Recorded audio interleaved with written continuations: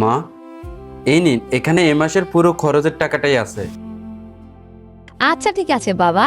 তোমার স্যালারি চলে এসেছে, এবার তাহলে ফ্রিজটা বদলে ফেলবো আর নতুন একটা ফ্রিজ কিনবো। হ্যাঁ আসছে, কিন্তু এ মাসে স্যালারি একটু কম আসছে। কম আসছে?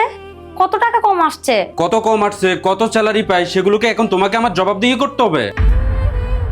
তুমি তো আজ পর্যন্ত আমাকে এটাও বলনি যে তোমার স্যালারি কত টাকা। তুমি যদি আমাকে নাই বলো তাহলে আমি কিভাবে বুঝবো যে আমি কত টাকা খরচ করব আর কত টাকা সঞ্চয় করব? তোমার এত কিছু জানার কোনো দরকার নেই, যত টাকা দিচ্ছি ওগুলো দিয়েই ম্যানেজ করো, আর ফ্রিজের বিষয়টা পরের মাসে দেখে নেবো।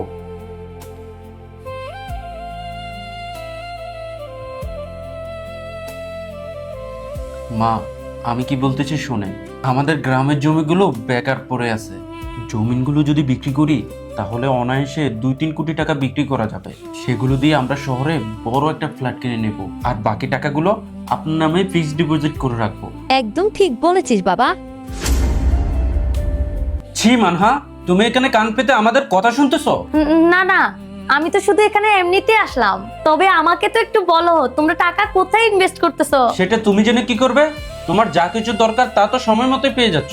ওসমান, আমি তো তোমারই স্ত্রী, কিন্তু আমি এ ঘরে এতটাই পর হয়ে আছি যে আমি আজ পর্যন্ত জানিও না তুমি কত টাকা উপার্জন করতেছো, কোথায় কোথায় টাকা ইনভেস্ট করতেছো।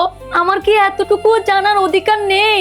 দেখো, আমরা কোথায় টাকা ইনভেস্ট করতেছি, কত টাকা আমি মাসে স্যালারি পাই, এসব কিছু তোমার জানার কোনো দরকার নেই। তুমি ঘরের বউয়ের মতোই থাকো, তোমার সময় মতো তুমি সবকিছু পেয়ে গেলেই হয়েছে। তুমি ওইসব আমার আর মায়ের উপর ছেড়ে দাও। তুমি এখন যাও এখান থেকে।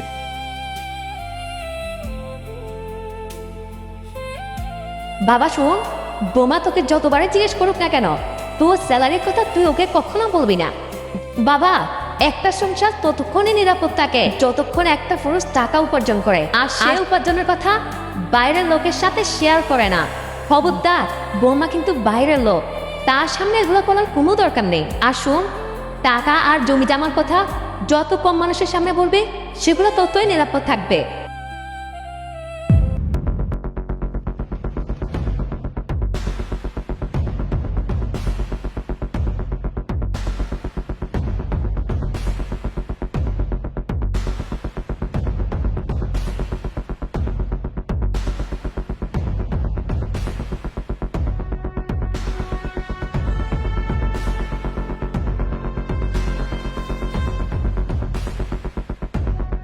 মানহা,